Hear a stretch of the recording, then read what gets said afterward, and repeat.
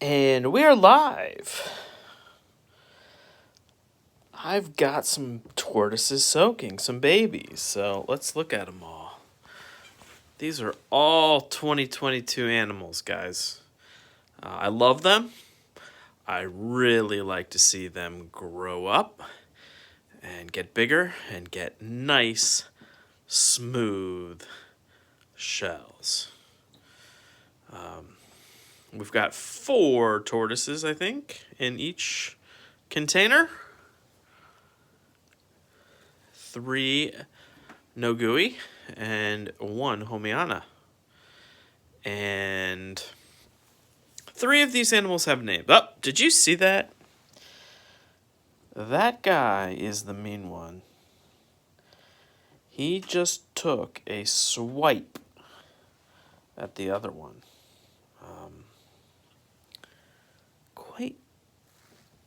Quite aggressive little dudes. But yep, it's bath time. So let's take a look at some of these tortoises. So this is Little Guy. Little Guy was born in August of 2021. This is the tortoise that would not grow for months and months and months and has barely grown since, aka, or hence the name Little Guy. Little Guy's legs are twisted.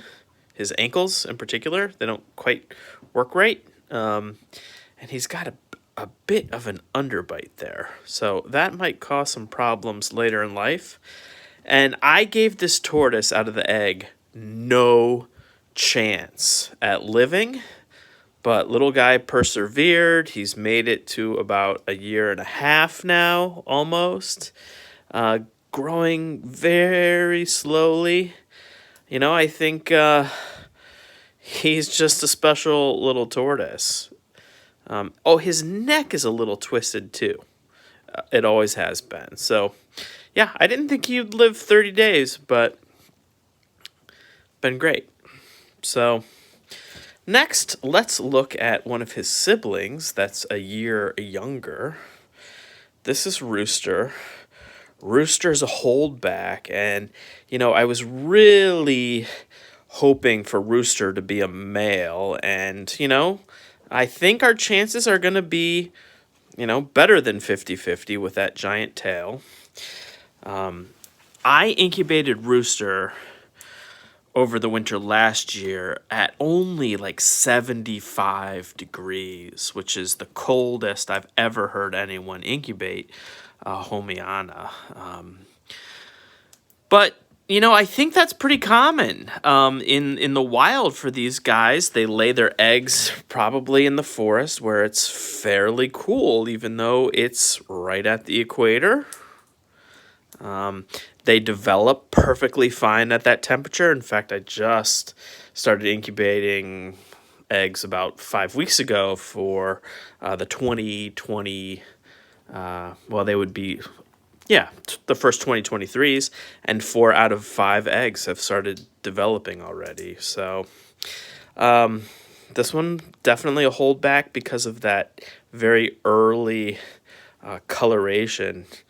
You see those kind of like radiating bullseye patterns. Those are awesome. So the other tortoise I want to show you that has a name, that is Coco. Coco was the last Conyxus nogui to be born, or hatched rather, and Coco is by far the most characteristically patterned Conyxus nogui that I've hatched of the over 30 animals. See how that marbling came out right away? That's what made Coco special, and you know, this tortoise is going to be really spectacular, I think. Most of the other animals that I've hatched look like this. Now, this is not a sibling. This is another pair's baby. This is Brownie and Rocket's baby. But, you know, sometimes it'll be very dark like this, kind of chocolate brown, and then the dark comes out after they're done with that first flush of growth. And then you have, oh no, we got one upside down. Who is that? That was a little guy. So, okay. So as I was saying, sometimes they're dark and get darker, but sometimes they're a little lighter, and then that darker happens. And I don't think it matters really, as far as male or female goes. These things are sexually dimorphic when they're adults.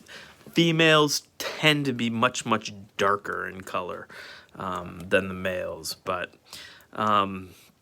at least in the wild caught animals that we see. But man, the captive bred ones, I ended up getting very dark males and very somewhat light females. So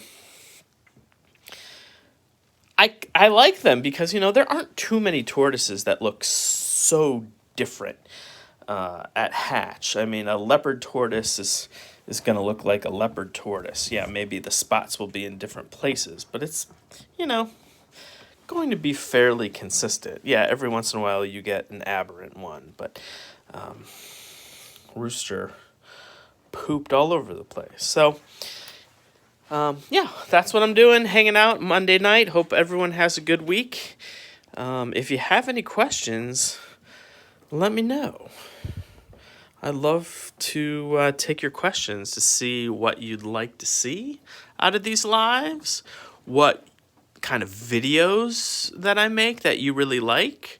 I just made a video with Brody about his new leap enclosure. Man, we worked really hard on that video, guys, so please go watch that. He did such an awesome job. He's a natural for the camera. He's 11, okay? He will be 12 here in about a month, but, he loves his animals. He particularly likes to set up scapes. Whereas Weston, he's more about the care of the animals and making sure they're living good, long lives. The tortoise room, the lights are staggered in the tortoise room, so they're going off. I still have my big main light up over the Homiana.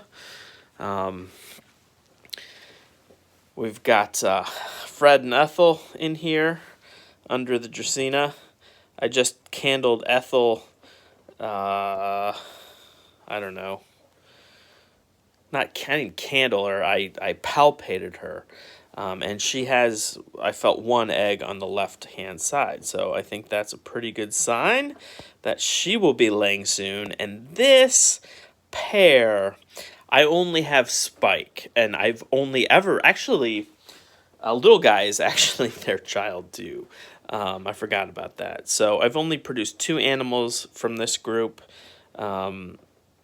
And like 20 from the other. So she is really secretive when she lays her eggs. That is just what she does. But there's Ethel. Just a really neat tortoise.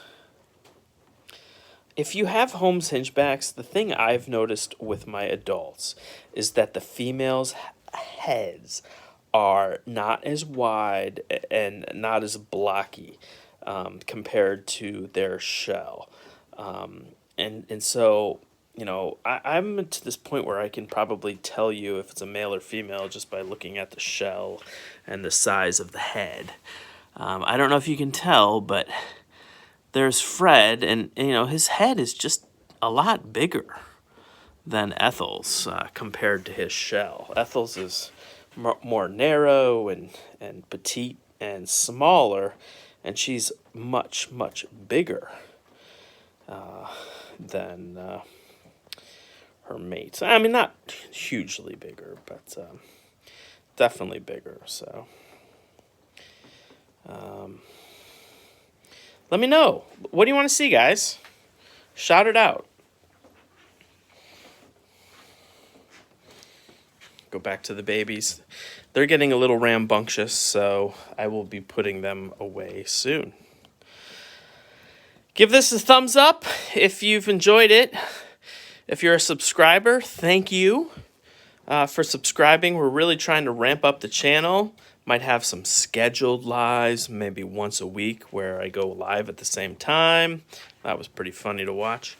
But yeah, we want to know what you want to see, what kind of videos we want to make. We would love to know how we can make better videos. I appreciate you tuning in, and we'll see you next time. Thank you.